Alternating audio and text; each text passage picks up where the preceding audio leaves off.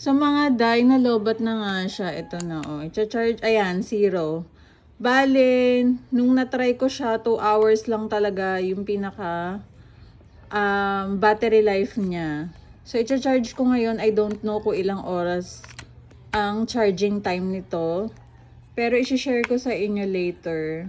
Then itatry ko din yung solar kung paano. Kasi since naka-solar siya dyan sa taas. So, sa mga bibili nito, 2 hours lang ang life niya sa battery. Then, pwede nyo siya isaksak, i-charge lang nang nakasabit ng ganyan. No? So, yun. Bibigyan ko kayo ng feedback regarding sa solar kung ilang oras din ang magiging life niya. So, for today's, charging muna siya, ha? So, yun. Ang battery niya is 2 hours lang para sa akin. Maximum na yun.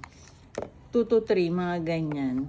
So, balikan ko kayo. Bibigyan ko ulit kayo ng review regarding dito sa solar emergency charging lamp.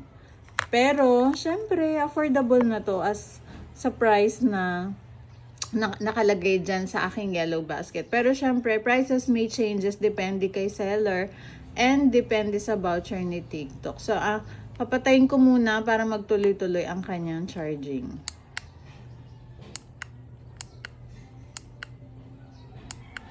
Yan. Bye!